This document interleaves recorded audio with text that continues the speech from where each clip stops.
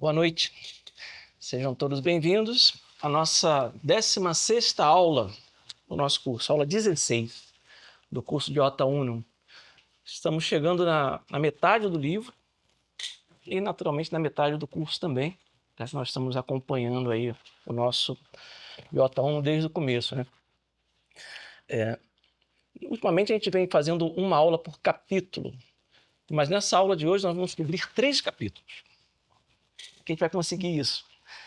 É porque, chegando lá pelo meio do caminho do livro, o Romano Amério, ele para um pouco a sequência de temas que ele vinha tratando, que ele estava tratando o quê? O efeito da crise em vários aspectos da vida da igreja, como nós vimos, né? Por exemplo, o impacto na vida dos sacerdotes, a mudança em relação à juventude, em relação à mulher, à igreja, à mulher, as práticas de penitência, a gente viu também como foram afetadas, a ação política da igreja, a escola, a catequese, na última aula, o impacto nas ordens religiosas. Aí quando chega lá, isso, né, a gente chega ao capítulo 14 do livro. E aí nos capítulos 15, 16 e 17, que são capítulos, no seu conjunto, eles são menores, né, então dá para tratar dos 3 capítulos numa aula só, é como se ele parasse um pouco e falasse assim, tá, nós vimos várias consequências, vários efeitos já na vida da igreja, dessa crise que vem desde o Concílio Vaticano II. Vamos agora recuar e olhar um pouco algumas causas, podemos chamar de causas formais, não é? Quer dizer, qual o mecanismo intelectual que torna isso possível? Não é? Interessante. Então, essa tríade, essa trinca de capítulos, que é bem no meio do livro, forma como que uma pausa para olhar, peraí, como é que isso foi possível? Que características no jeito de pensar dos homens da igreja, desde o concílio, permitem tanta mudança? E ele chega a algumas conclusões muito interessantes. Ele começa buscando uma causa filosófica, que a gente vai ver, onde ele encontra lá a origem desse pensamento, e depois ele vai refletir isso, vai mostrar o impacto disso até numa questão teológica também. Então, nós poderíamos resumir com uma seguinte frase, não é? O que ele encontra como causa filosófica é um ataque à potência cognitiva do homem. Vamos lá. Um ataque à capacidade de conhecer do homem. Veja só. Ele encontra a raiz lá. E aí, quando ele vai historicamente buscar a origem desse tipo de pensamento, dessa mentalidade, ele vai lá para o século IV a.C., lá, né, um filósofo, né, que nasceu lá por volta de 360 a.C., chamado Pirrão. Um filósofo grego, nascido em Élida, que é uma região ali no sudoeste da Grécia, na área do Peloponeso, que é considerado o fundador do chamado ceticismo pirrônico, porque Pirrão era o nome dele. Então, o que é esse ceticismo? O que é um cético? O cético é aquele que duvida de tudo, aquele que não acredita em nada. Sim. O Pirrão, lá de Élida, nessa escola filosófica que surgiu por causa dele, ele defendia uma das formas mais radicais de ceticismo da antiguidade. Basicamente o quê? A gente poderia resumir em 3 teses fundamentais desse ceticismo de Pirrão. Primeiro, que seria impossível conhecer a verdade das coisas. O ser humano não teria capacidade de conhecer a verdade de nada. Por causa disso, segundo ponto, a atitude ideal para o ser humano seria a suspensão do juízo. Você reconhece que não pode conhecer nada, verdade sobre nada, então você não vai julgar nada. Suspender o seu juízo sobre todas as coisas. E, segundo ele, terceiro aspecto seria, isso levaria, então, o ser humano a uma tranquilidade. O termo grego é ataraxia. Esse estado de ataraxia, imperturbabilidade. Não, agora eu estou tranquilo. Toda perturbação, segundo o Pirrão, nasceria dessa pretensão de possuir a verdade, de tentar entender as coisas, de conhecer as coisas. Não, abandone isso. Você não tem condição de conhecer nada. Abra mão de fazer juízo sobre as coisas e viva numa situação imperturbável. Veja só. É claro que esse tipo de pensamento ele reaparece na história da filosofia com vários outros autores até mais recentes. O que o Romano Amério vai observar é o seguinte: a peculiaridade desse pensamento na crise, em primeiro lugar, não é mais um fenômeno isolado. Na época de Pirrão, depois de Pirrão veio a escola pirrônica, né? Era algo assim, quase esotérico, restrito àquele círculo de seguidores, né, que tentavam viver dessa maneira. Ele observa que hoje em dia, já desde o concílio, e ele fala na igreja e no mundo, isso permeia a mentalidade do nosso século. Ele vai dar alguns exemplos, a gente vai ver. E então, permeia a mentalidade do século viver como se a verdade ela não fosse alcançável, não fosse possível ter certeza sobre nada. E um segundo ponto, que é bastante interessante, ele vê que esse fenômeno, né, de você viver como se não existisse verdade, você não conseguisse conhecer nada, é só viver sem conhecer, que isso acaba afetando a própria noção que a gente tem de Deus, da Santíssima Trindade. Olha só que pensamento interessante. Como é a constituição da alma racional nossa, seres humanos, né, do homem?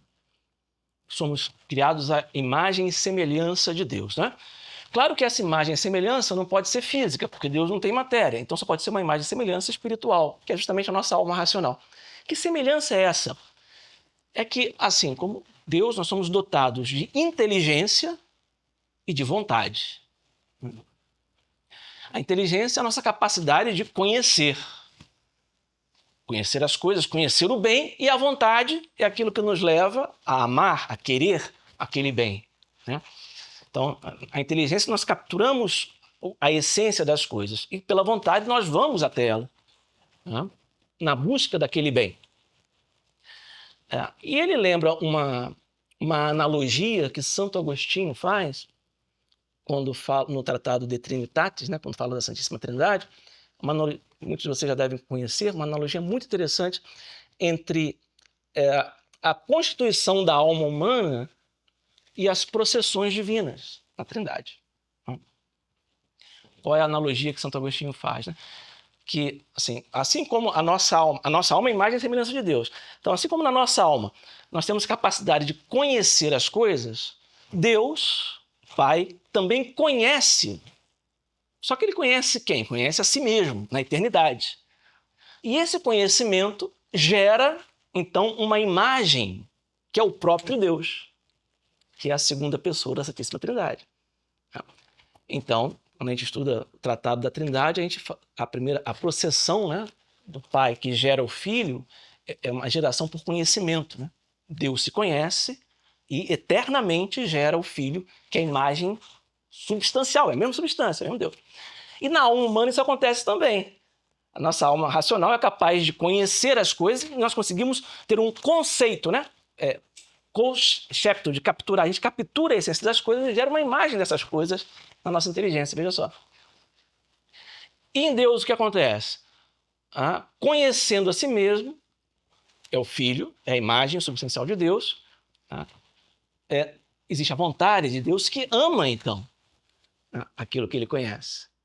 E esse amor é o próprio Deus. Em Deus não pode ter nada separado.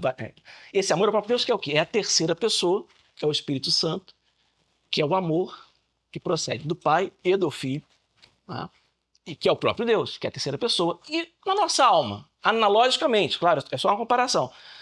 Conhecendo as coisas, a nossa vontade também tem a capacidade de amar. Certo? Essa é a analogia de Santo Agostinho. Então a gente pode dizer o seguinte: a gente não ama o que a gente não conhece. Esse pirronismo, essa tendência que ele vê então no mundo atual, inverte essas processões de Deus e inverte as processões da própria Trindade. Ora, Se a verdade é inalcançável, não há conhecimento. Então, peraí. Se não existe conhecimento, a dinâmica da vida humana, ela não acontece mais assim. Nós conhecemos e vivemos a partir daquilo que nós conhecemos, né? E amamos aquilo que conhecemos. Não. Inverte. A gente não conhece nada.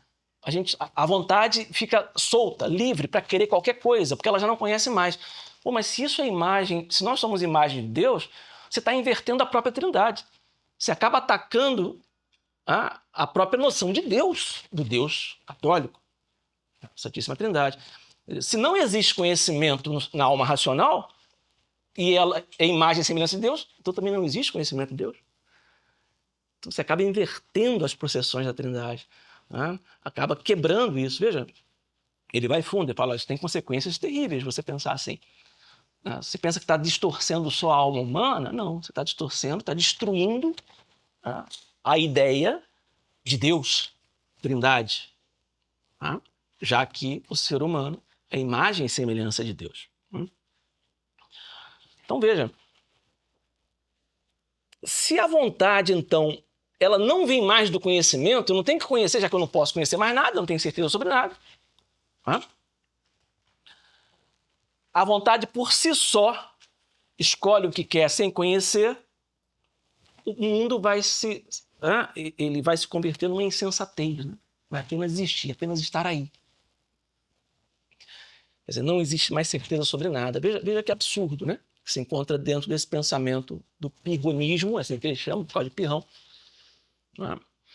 E como ele vê isso, então, na igreja? Então, vejamos. Primeiro, ele pega alguns textos contrários ao pirronismo e textos recentes.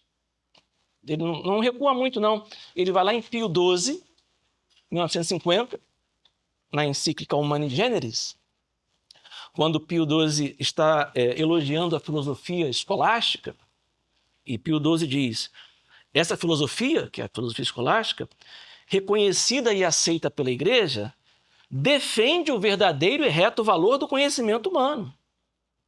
Os inabaláveis princípios metafísicos, a saber, da razão suficiente, causalidade, finalidade e a posse da verdade certa e imutável. Então, Pio XII está dizendo, a Igreja defende a filosofia escolástica que o homem é capaz de conhecer a verdade. Ele vai citar Paulo VI. Nós vimos tantos exemplos de coisas estranhas que Paulo VI falou, né, durante o pontificado, mas ele vai pegar, não, olha, Paulo VI aqui, olha, tem um texto de Paulo VI no Jornal do Vaticano, no Observatório Romano, de 1972, onde Paulo VI diz, falando dos católicos, somos os únicos a defender o poder da razão. Ele vai pegar até um trecho de uma Constituição do Vaticano II. Ele não se exime de fazer isso, não. Ele vai lá na Dei Verbum, que é um documento do concílio, e diz, olha, aspas, Deus, princípio e fim de todas as coisas, pode ser conhecido com segurança pela luz da razão natural humana. O próprio concílio. Então ele mostra assim, olha, tem alguns trechos, ele se limita a esses, mas ele poderia procurar mais, onde a Igreja, até durante o concílio, num documento conciliar, defende que o ser humano é capaz de conhecer sim a verdade, é capaz de conhecer sim a Deus. Aí tem que ter. Entretanto, mas, quando a gente vai olhar a prática, as declarações de bispos, de cardeais, já desde a época do concílio, a gente começa a ver uma oposição a isso que está escrito, a isso que a Igreja escreve. Então ele vai nos trazer alguns exemplos. Uma conferência de imprensa do cardeal Alfred, antes do término do concílio ainda, em setembro de 65, diz esse cardeal, abre aspas, o concílio pôs os espíritos em movimento e não existe quase nenhuma questão na Igreja que não seja posta em discussão. Olha, não existe quase nenhuma questão na Igreja que não seja posta em discussão, que não possa ser discutida.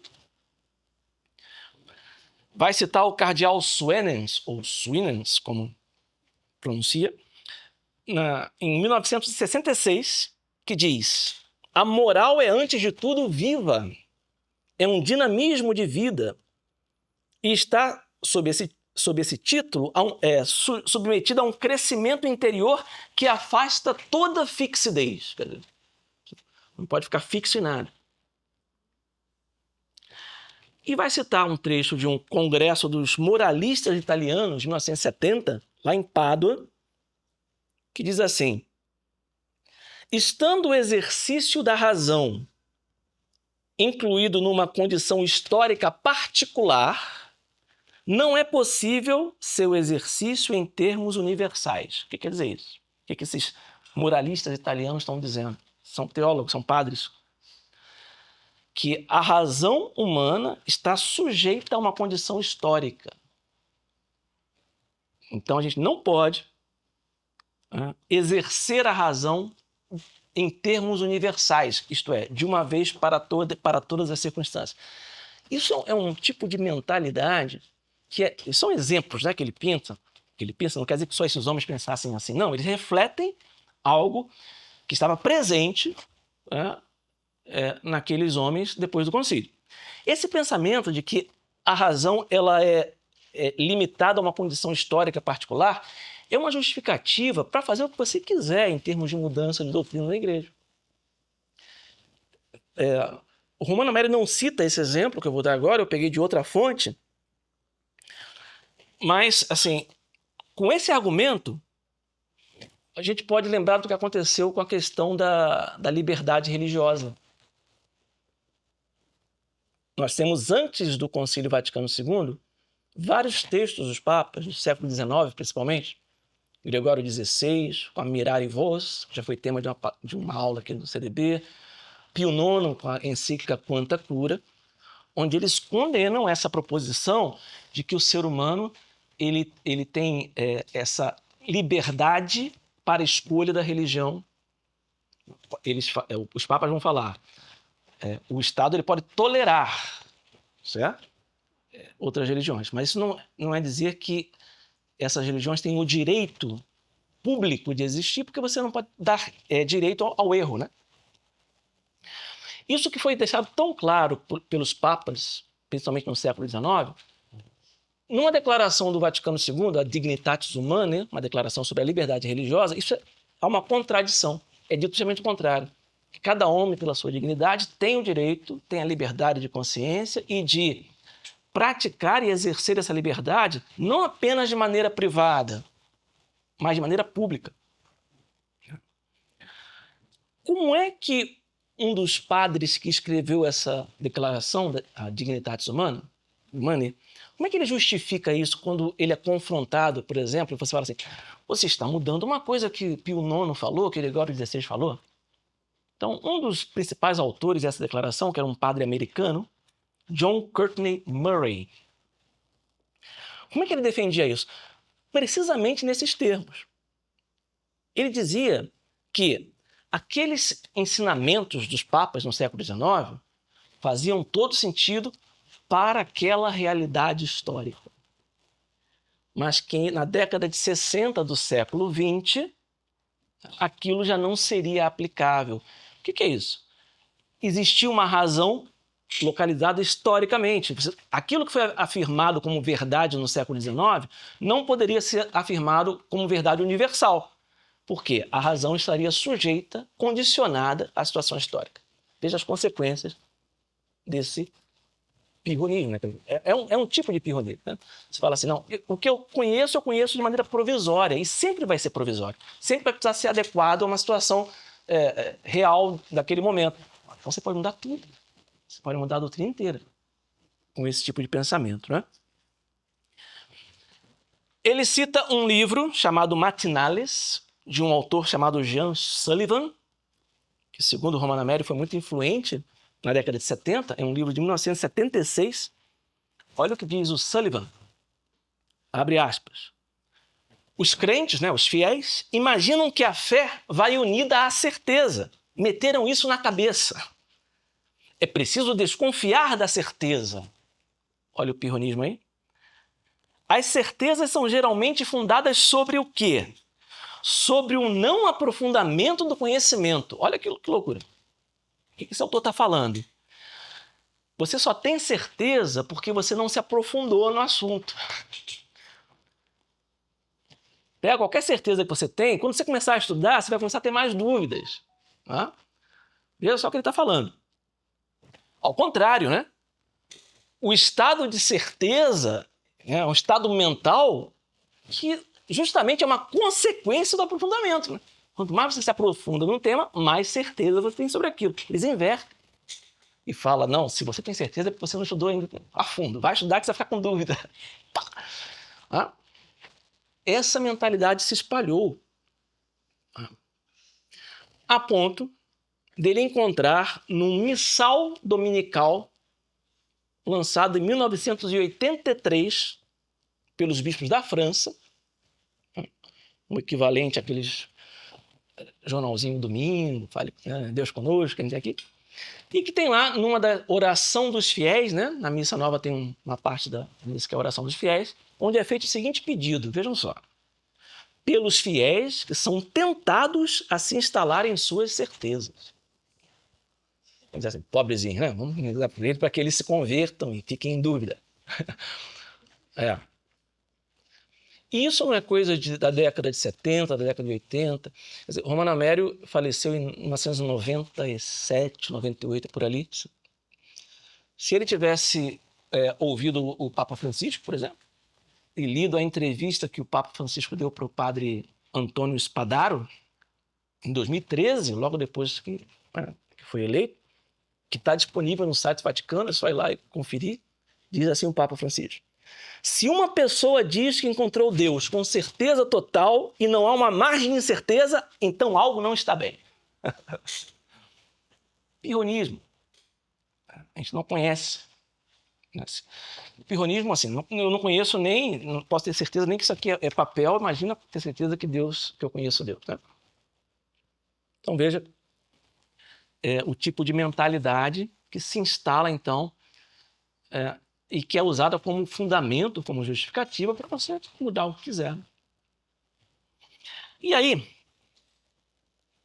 quer dizer, se você nega a capacidade que o ser humano tem de captar o que são as coisas, captar o ser das coisas, como eu mencionei, né, a sua vontade, o amor, né, pelas coisas, fica desconectado da verdade. Então, a vida humana, ela se torna, ele vai usar uma expressão, né? E é um título de um desses 3 capítulos. Ela se torna um mero mobilismo. Mobilismo. Então, chamamos de pirronismo, que é o título de um capítulo, que é isso que a gente acabou de falar. Mas isso que, na ordem do conhecimento, ele chama de pirronismo, na ordem da existência, do ser, ele chama de mobilismo, que é o quê? É uma concepção segundo a qual tudo está em contínua mudança. Sim. Se eu não consigo conhecer nada com certeza, né? Quem sou eu? O que são as instituições? O que é a igreja? Eu não posso dizer nada firme, fixo sobre nada. Então, tudo está mudando. Aí você vai lembrar, os que já estudaram filosofia vai lembrar assim, poxa, mas isso é antigo. Tinha lá um filósofo pré-socrático chamado Heráclito, que dizia que tudo muda, né? Que ninguém se banha no mesmo rio 2 vezes porque a água passa, esse tipo de coisa. Mas, mais uma vez, isso era uma escola filosófica. O Romano Amério vai alertar para o seguinte, isso hoje está espalhado. Está espalhado até em lugares comuns que a gente ouve. Frases do tipo, uma ação não tem valor pelo resultado dela, mas por si mesma. Quer dizer, o que vale, que já nunca ouviu assim, o que importa é a viagem, não o destino, esse tipo de coisa. A gente deve ter ouvido alguma coisa assim. Né? Isso reflete esse chamado mobilismo, né? Quer dizer, o que importa não é o termo onde eu vou chegar. O que importa é que eu estou me movendo. O que importa é que eu estou fazendo alguma coisa. Tá? O que é decisivo é a atividade, é o fazer, e não o que você está perseguindo. E aí ele vai também nos brindar com algumas declarações pós-conciliares de bispos, e aí até do próprio Paulo VI, onde nós reconhecemos essa tendência, né?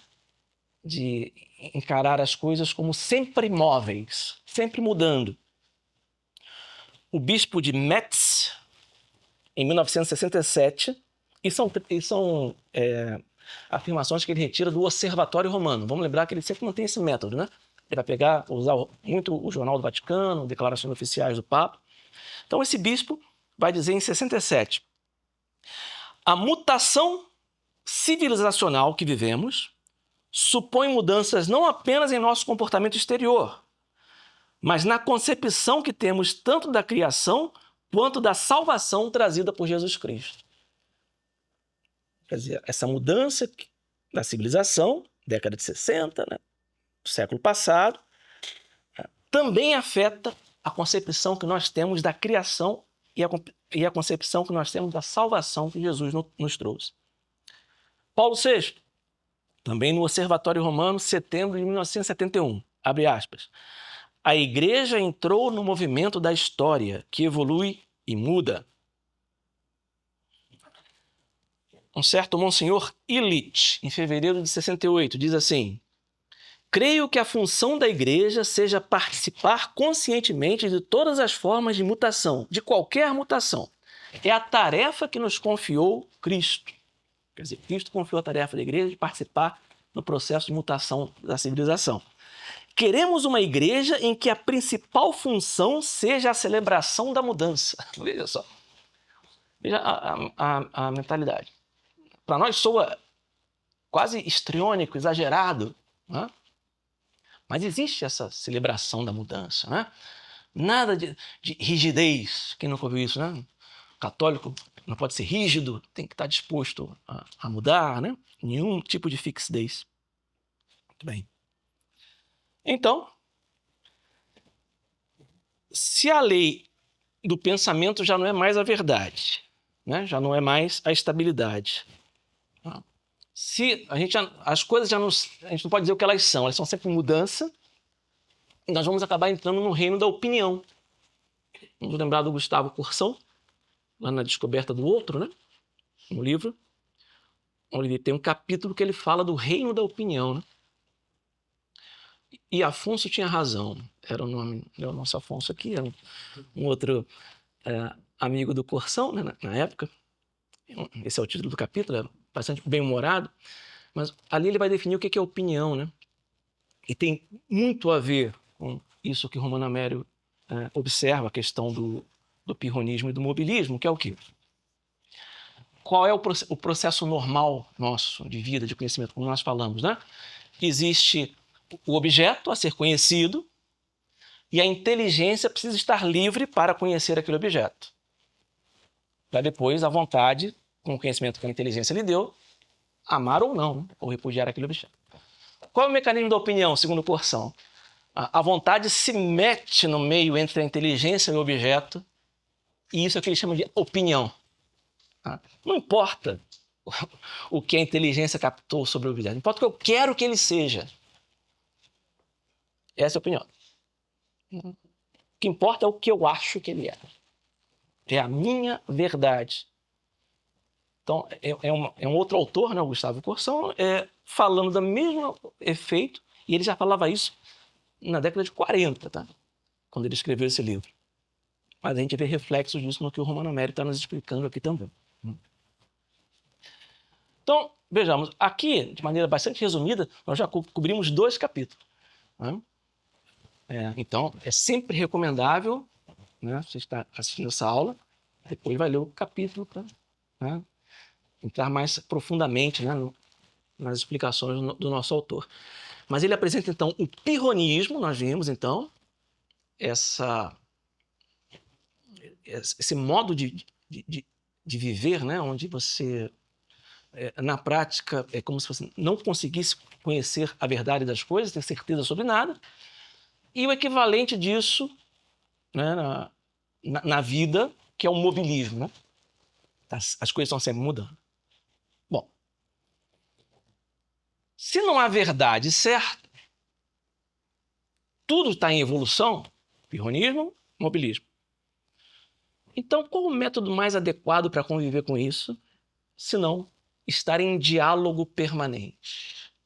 o discussionismo, ele vai chamar assim, que ele observa também como uma característica fundamental da Igreja depois do Vaticano II. Essa valorização excessiva do diálogo, da discussão. Veja, o diálogo pode ser um meio para conhecer a verdade, mas ele acaba sendo usado apenas para manter abertas as opiniões, evitar definições, permitir que o pensamento continue em movimento, né? Todo mundo falando, todo mundo ouvindo o que o outro está falando. E aí ele vai, né, como que unindo essas duas coisas, dizer assim, foi nessa palavrinha, diálogo, que se consumou, segundo Romano Amério, a maior mudança de mentalidade da Igreja depois do concílio.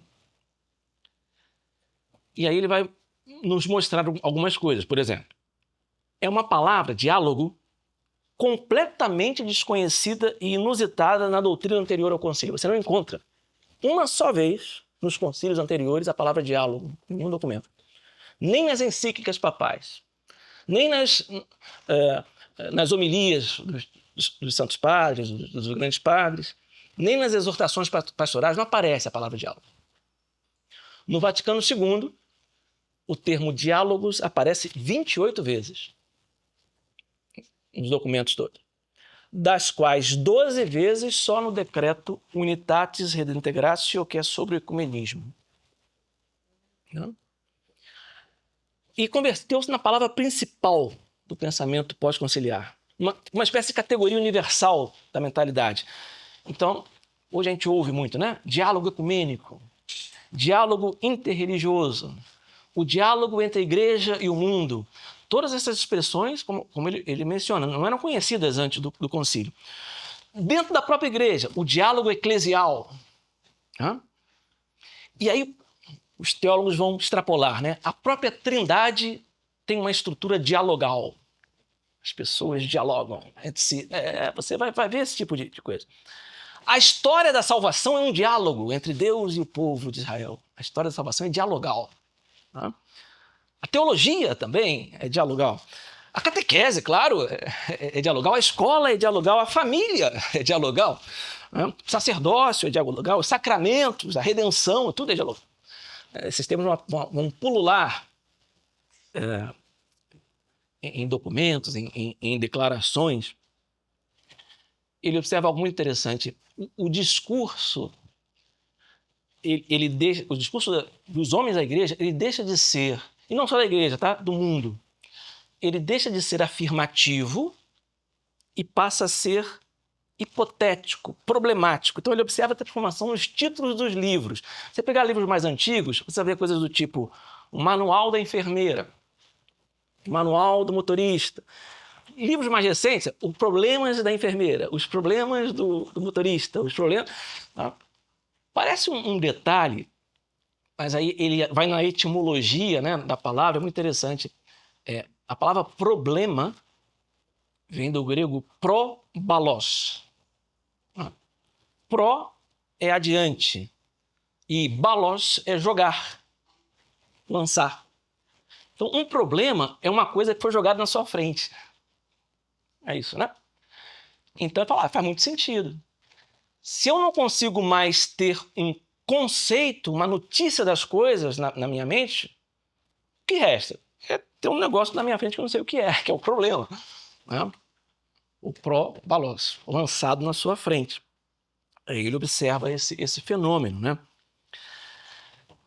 Em agosto de 1964, ainda antes da penúltima sessão do concílio, né? A última sessão foi em 65. Mas em agosto, Paulo VI lançou uma encíclica chamada Ecclesiam Suam. É uma encíclica que ele tenta preparar os fiéis para as mudanças pelas quais a igreja passaria. O que vai acontecer com a igreja daqui para frente? Estava já com o concílio avançado. Então ele vai avisando, né? Vai dando vários avisos ali, né? Várias ideias sobre o que seria a igreja agora, depois do concílio. E ele dedica cerca de 1/3 dessa encíclica ao diálogo. Está lá no Vaticano, no site. Se tem curiosidade, vai lá e baixa. Parte final é dedicada ao diálogo. O Papa Paulo VI ele acaba que faz uma equalização entre o dever que a igreja tem de evangelizar ao dever que ela teria de dialogar com o mundo, como sendo uma grande mudança, né? Então ele observa essas coisas e coloca assim, mas entretanto, se essa palavra não aparecia em documentos anteriores ao concílio, não aparecia nem na Escritura. Você não encontra a palavra diálogos na Sagrada Escritura. E a equivalente latina dela, que seria colloquium, é usada somente no sentido de encontro entre chefes e de conversação, não no sentido moderno, de encontro entre pessoas, não. 3 vezes ele encontra colóquio no Novo Testamento, mas sempre em sentido de debate. Ele vai lembrar, mas a evangelização é um anúncio, não é um debate. Esse é o ponto. Como é que eu vou valorizar tanto quanto o anúncio, né, de Jesus Cristo, a evangelização, valorizar tanto quanto o diálogo? O fundo da questão é que a palavra da igreja não é uma palavra do homem. A palavra do homem sempre pode ser questionada, né? Sempre pode ser controversa, mas é uma palavra revelada. A palavra de Deus não é destinada à controvérsia, é destinada a ser aceita. Quando Nosso Senhor dá um mandato de evangelização para os apóstolos, ele diz, ide e ensinai a todas as nações, não ide e dialogai com todas as nações. Ele observa essas coisas. Então ele vai dizer, olha, precisamos parar diante disso e pensar assim, eu não posso utilizar essa palavra como se fosse a coisa mais normal, que estivesse sempre presente na vida da igreja. Então, peraí. Veja, ele não está com isso condenando todo e qualquer tipo de diálogo. Não, não é isso. Longe disso. O que ele está denunciando aqui é mais uma instrumentalização dessa palavra, né? Um tipo de esvaziamento do sentido da palavra diálogo original e o seu preenchimento com outro significado para propósitos inovadores. Se a gente pegar, mais uma vez, etimologia, né?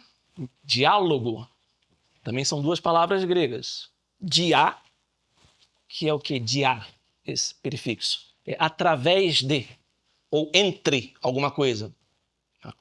Aliás, daí que vem diabolos, o diabo, né? E lembra o que era o balos? Diabolos. Balos era o quê? Era, lembra? Lançar, lembra? Jogar. Daí que vem probalos, problema? Que é lançar adiante. Só um parênteses, né? O diabolos é aquele que se lança no meio para fazer confusão, certo? Diabolos, se joga no meio. É o que entra para gerar confusão, para dividir, para separar. Essa é a etimologia de diabo, né? Mas fecha o parênteses. Aqui não é diabolos, é diálogos. E logos é o quê? Palavra, discurso, razão. É uma das acepções do logos. É o verbum. No princípio era o verbo, era a razão, era o logos, nosso Senhor Jesus Cristo, segunda pessoa da Santíssima Trindade. Então, o que é o diálogo, então? É a razão que passa no meio. Dia, entre, logos, razão. No meio de quem? De interlocutores. 2 pessoas, 3 pessoas. Certo? É nesse sentido que nós temos os diálogos socráticos, de Platão. Uma maneira de você encontrar a verdade, encontrar a razão.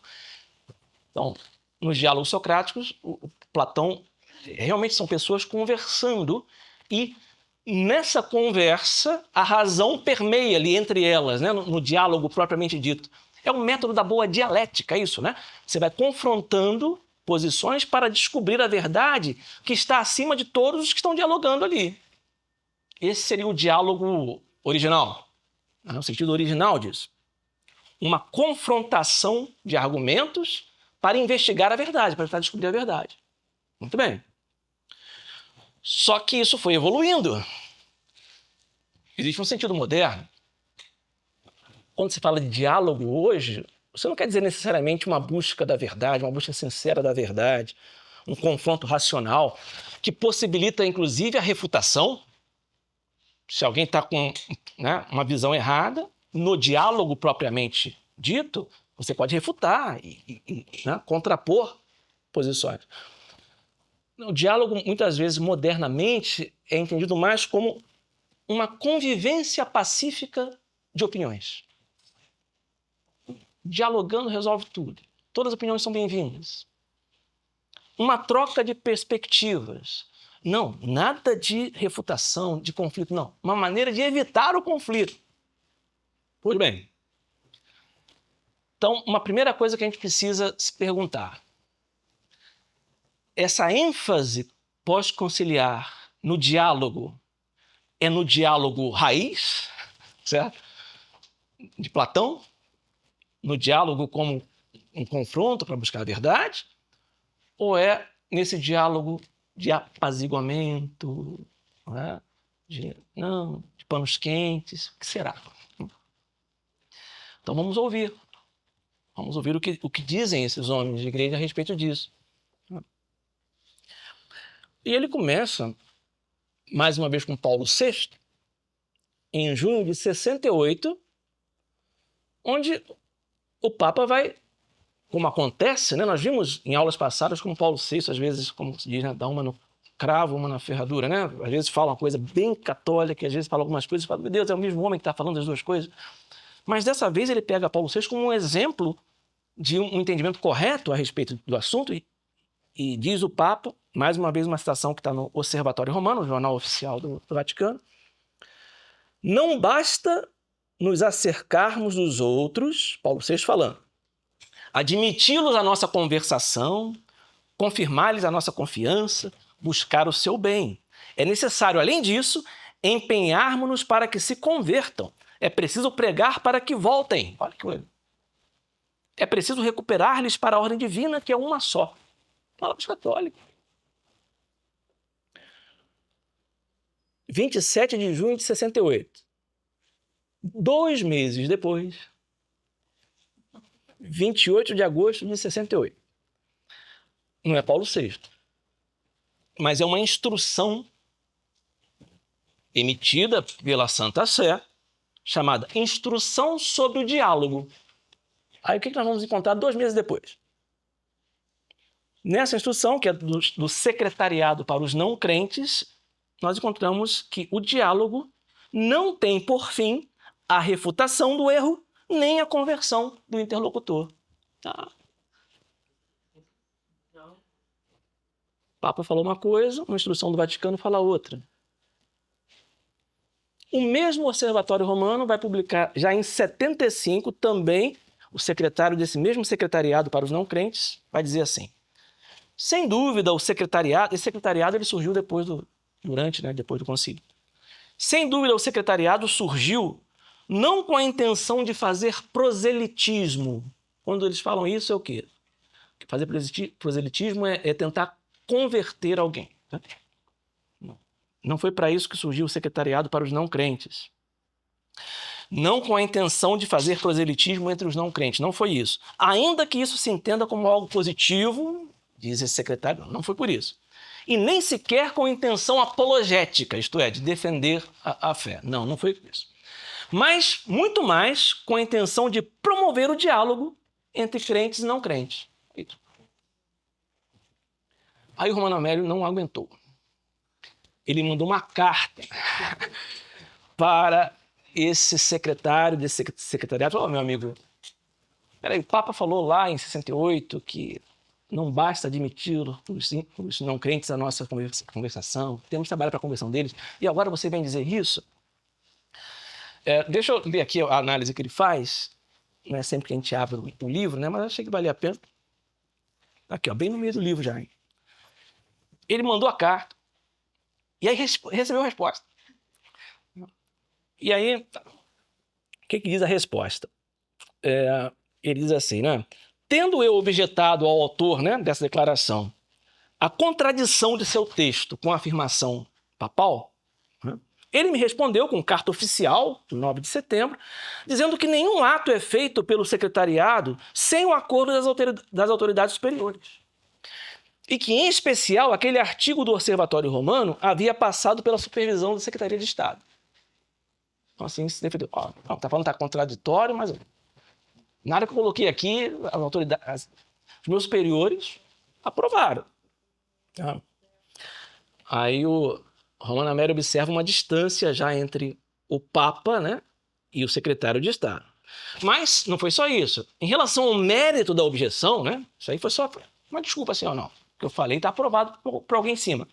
Mas em relação ao mérito, diz esse secretário desse secretariado para os não crentes que, ainda que a missão da igreja seja a conversão do mundo, abre aspas, isso não implica que todo passo e todo órgão da igreja tenham como missão específica a conversão dos seus interlocutores.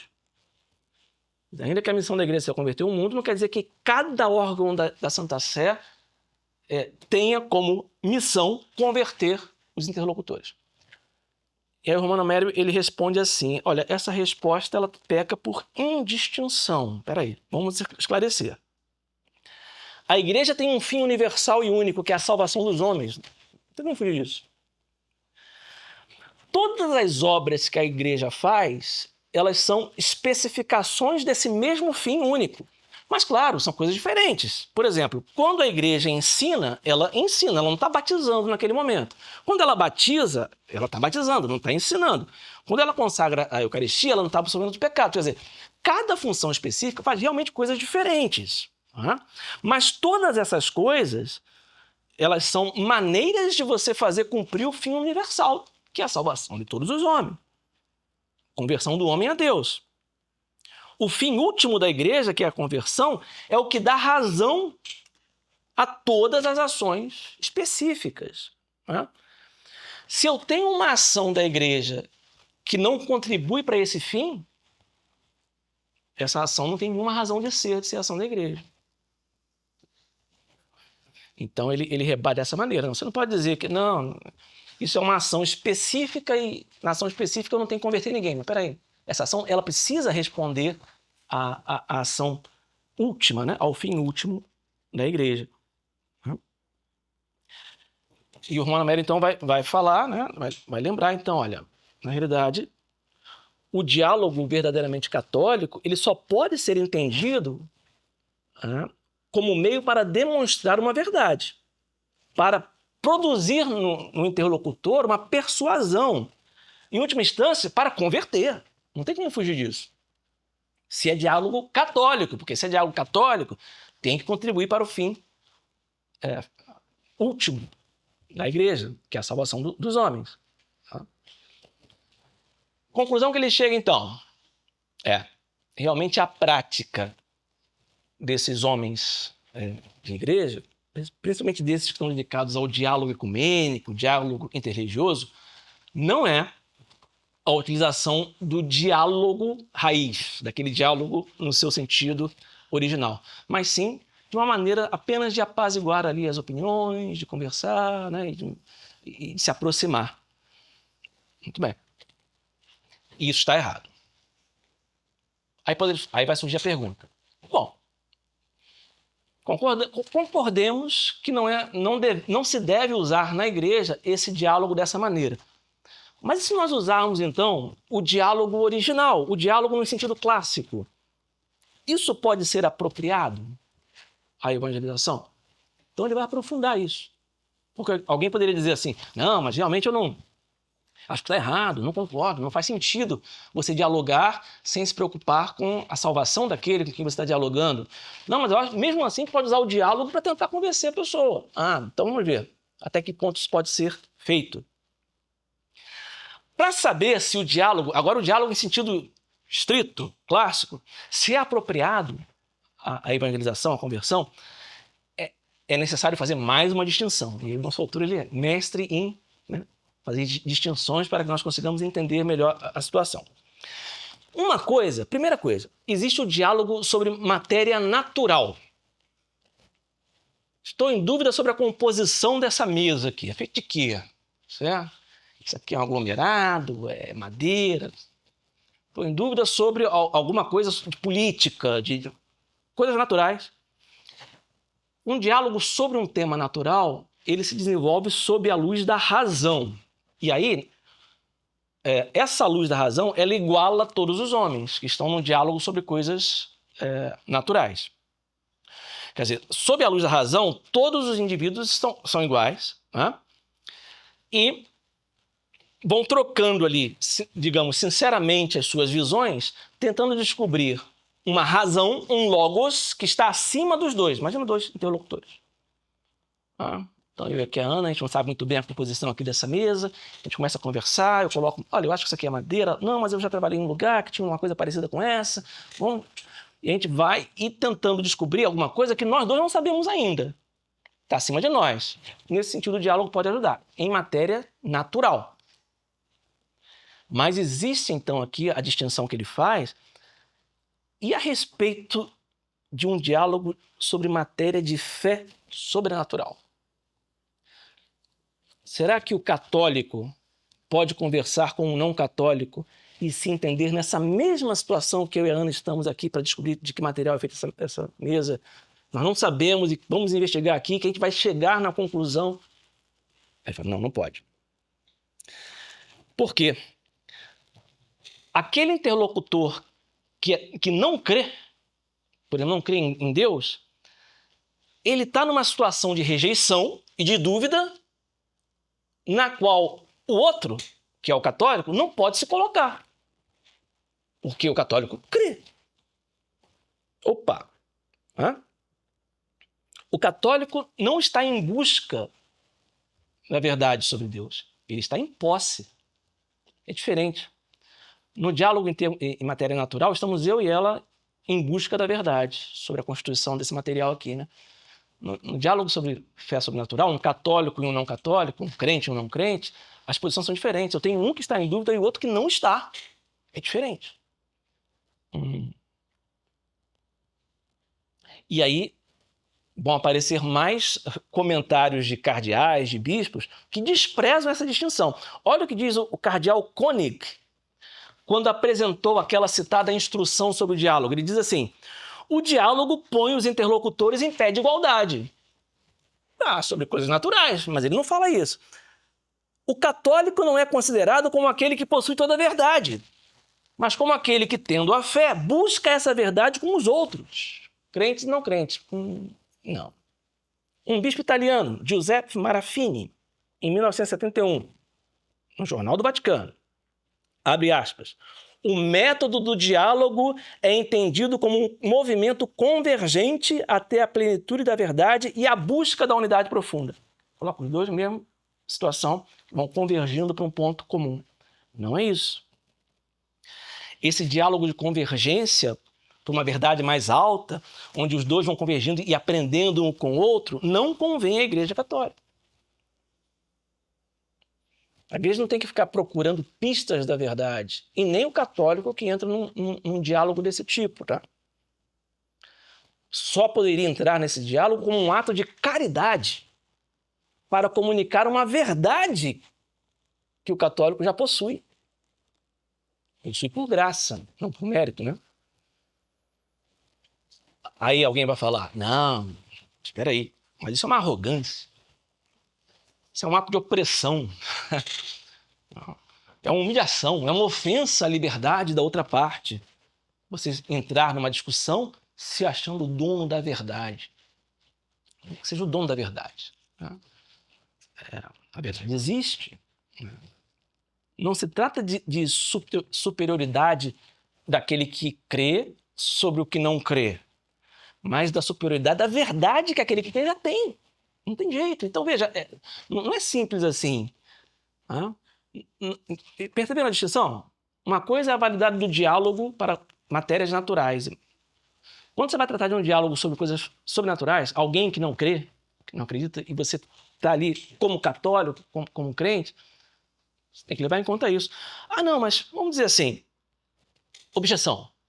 Será que o católico, o crente, ele não poderia, então, se colocar num estado de dúvida metódica, como diz lá o René Descartes, né? O cartesianismo? Só um método.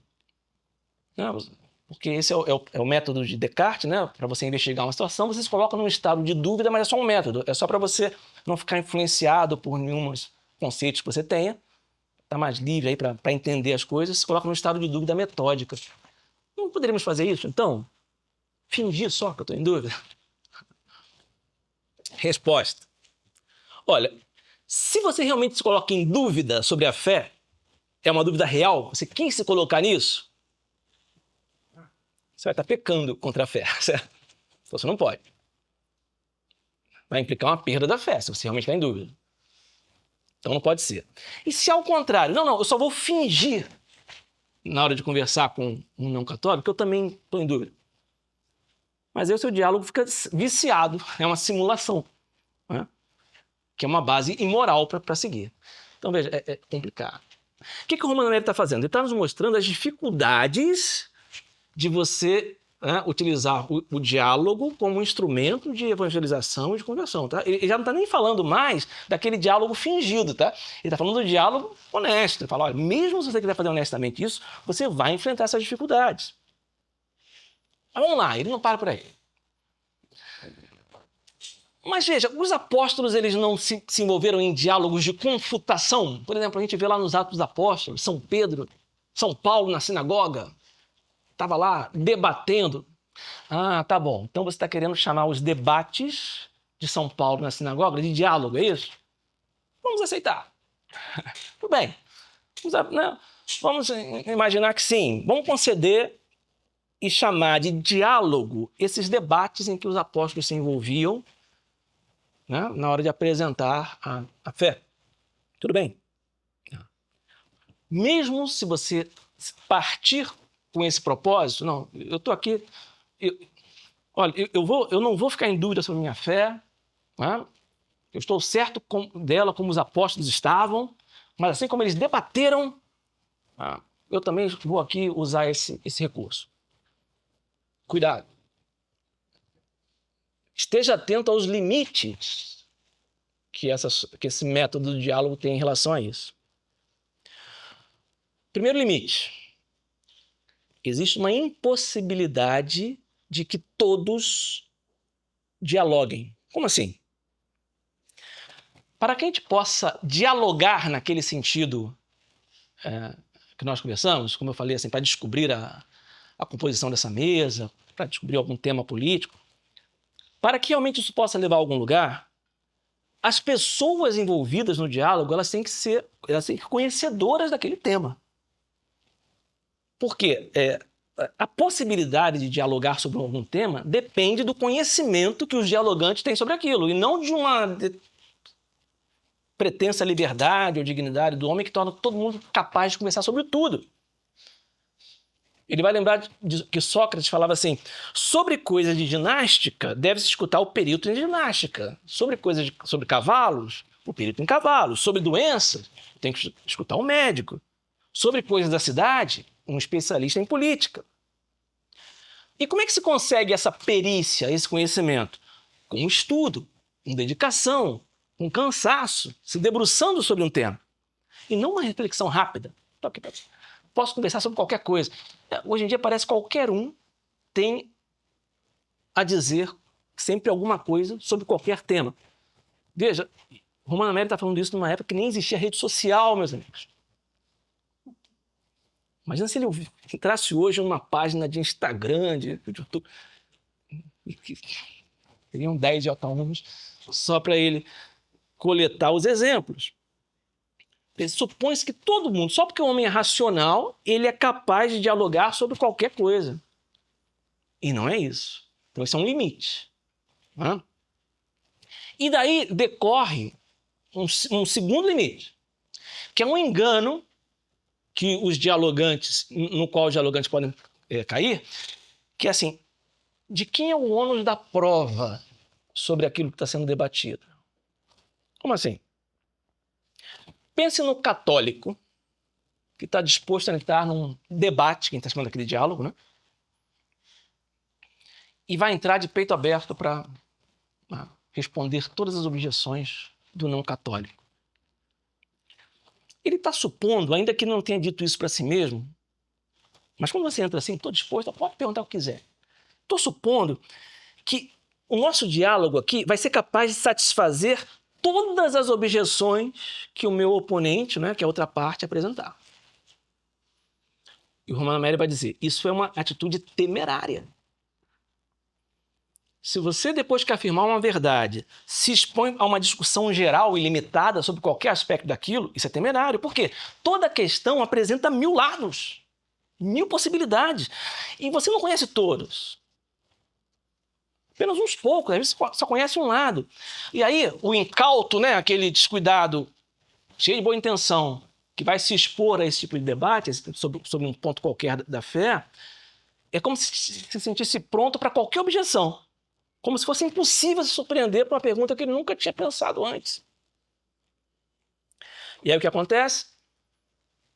Pode surgir uma objeção simples e respondida, e porque você não está preparado para ela, você trava e ainda fica com a impressão de que você não conseguiu, que você não convenceu o outro, você está errado por causa dessa inabilidade. Tem um provérbio, eu acho que não sei se é em inglês esse provérbio, difícil descobrir a origem dos provérbios assim, né? Mas que diz que um tolo pode fazer mais perguntas em 1 minuto do que um sábio pode responder em toda a vida. É um certo exagero, é verdade, mas significa o quê? É muito fácil perguntar, certo? Muito fácil. Isso da parte do católico, né? De quem está sendo interrogado no diálogo. Agora, da parte do não católico, de quem está fazendo a pergunta, do interrogante, assume-se que o intelecto daquele que está fazendo a pergunta é capaz de formular uma objeção e, ao mesmo tempo, ser capaz de compreender o argumento com que a objeção é resolvida. Como assim? Você pode fazer uma pergunta, uma objeção, e não ser capaz de entender a resposta. Santo Agostinho, ele vai lá em Santo Agostinho, no livro De Peccatorum Meritis et Remissione. Santo Agostinho diz assim, eis como muitas vezes prevalece o erro. 2 pontos. Com homens capazes de formular questões sobre coisas que são incapazes de compreender. Um exemplo. Vou pegar um exemplo bem atual. Puxa, mas a sagração de bispos sem autorização do Papa não é um ato cismático e gera excomunhão automática? Imagina uma objeção como essa num diálogo. Para responder isso numa conversa, eu fiz uma listinha aqui. O que essa pessoa deveria saber para entender a resposta? Definição de cisma, em sentido estrito, em sentido lato. O que é a verdadeira obediência? Quais são os limites da obediência? Que existe uma falsa obediência? O que é abuso de poder de uma autoridade? Qual a distinção entre o poder de ordem conferido numa sagração episcopal e um poder de jurisdição? Qual a diferença entre excomunhão lata sententia e ferenda sententia, lá no código, automático e não automático? Quem são os sujeitos passíveis de sanção canônica pelo Código Canônico? Até onde vai a infalibilidade papal? O que é estado de necessidade? Sabe quanto tempo que você vai demorar para explicar isso? Uma pergunta. Quanto tempo eu demorei para fazer a pergunta? Uma sagração de bispo sem autorização do Papa não é um ato cismático e gera excomunhão automática? Como é que eu vou responder isso na mesma agilidade e rapidez? Não dá. E aí, o que vai acontecer? Se a pessoa não tem capacidade de entender alguns desses conceitos, porque vai ter que estudar muito, vai ficar com aquela sensação assim, tá dando muita volta. Olha lá, se enrolou. Ih, tá querendo me enrolar. Tá vendo? Não consegue responder diretamente. É isso. Assim, diz Santo Agostinho, uma maneira pela qual o erro prevalece muitas vezes, porque você tem homens capazes de formular questões sobre coisas que são incapazes de compreender. Então você vê que é uma dedução daquele primeiro limite, né? Assim, não é todo mundo que pode dialogar, não é?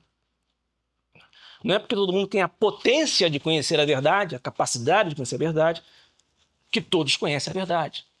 Não, é necessário esforço, suor. Então é complicado. Mas por isso que a gente tem esse curso. Né? Metade agora, aula 16, mais ou menos, né? E ainda, ele vai mostrar ainda mais fraquezas do diálogo para questões de fé, como se não fosse suficiente, né?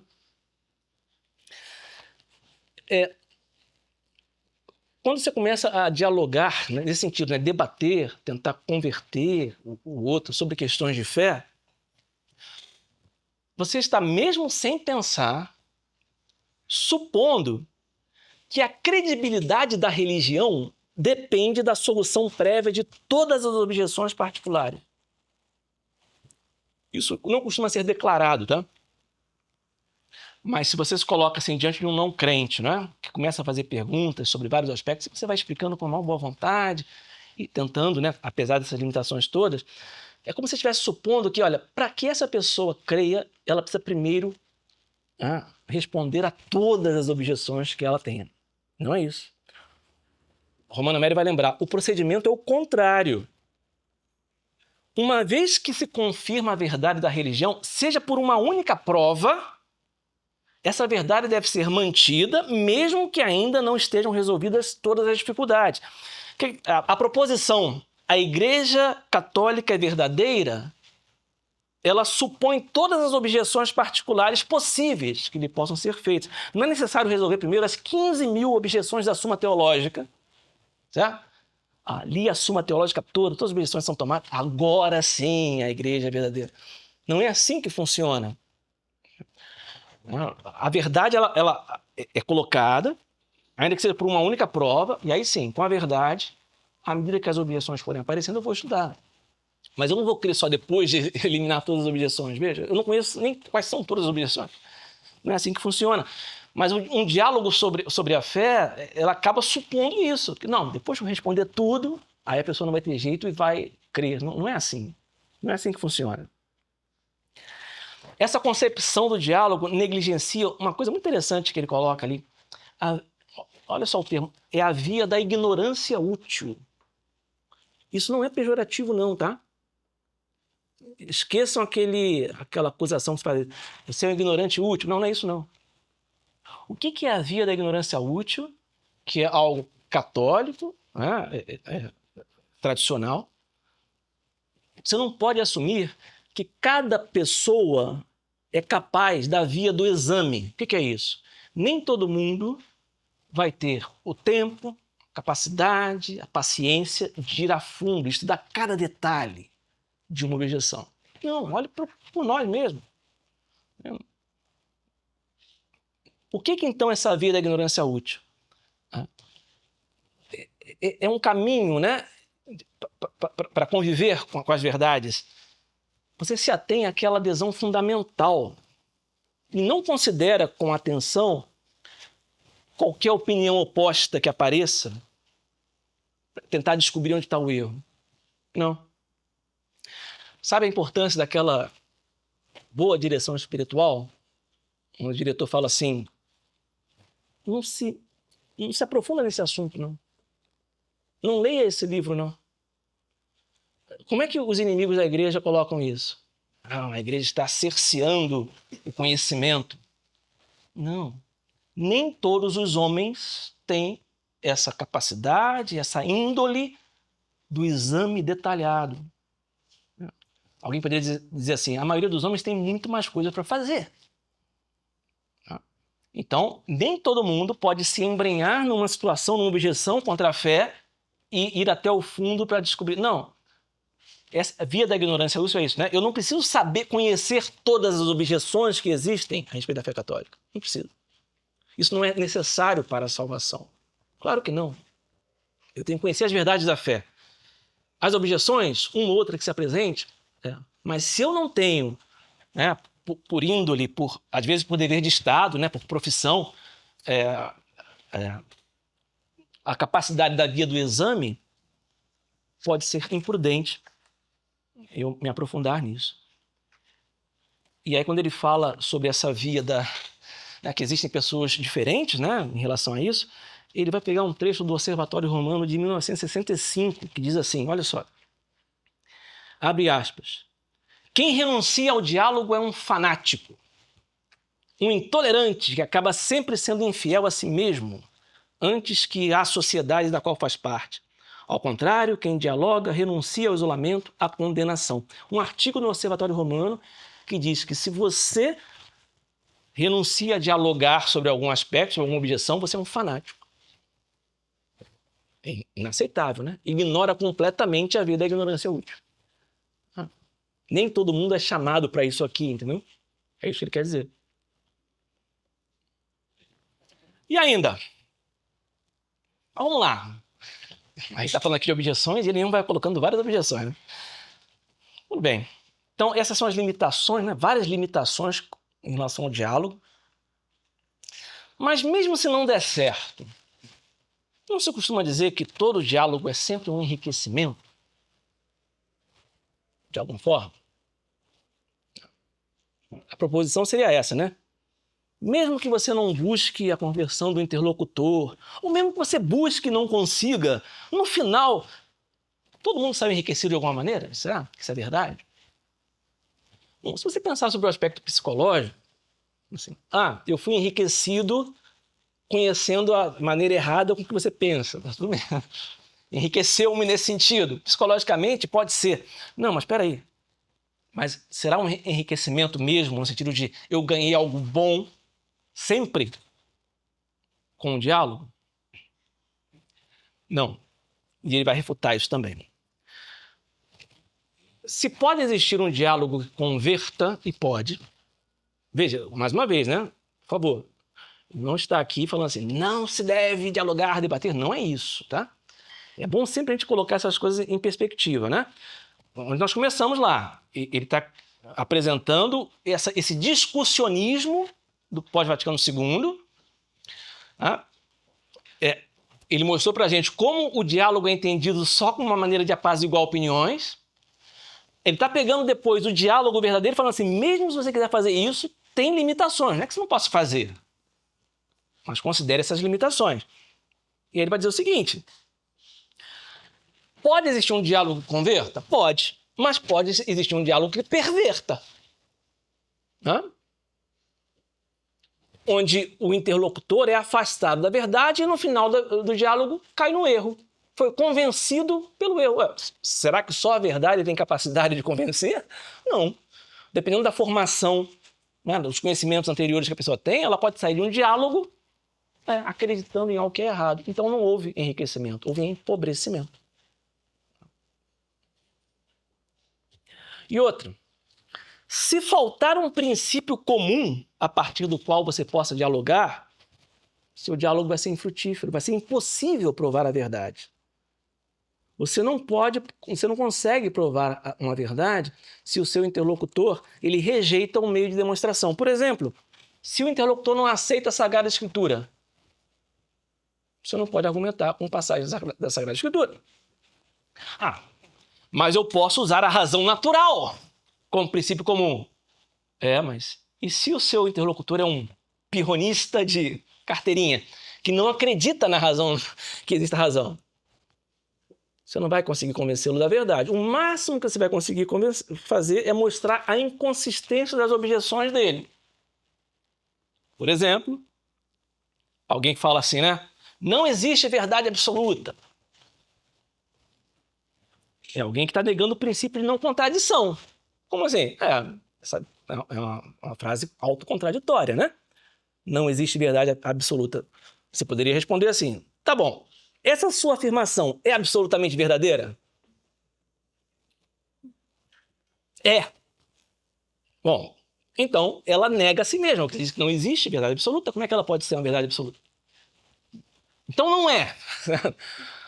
Bom, se não é verdade absoluta, que não existe verdade absoluta, pode existir uma verdade absoluta.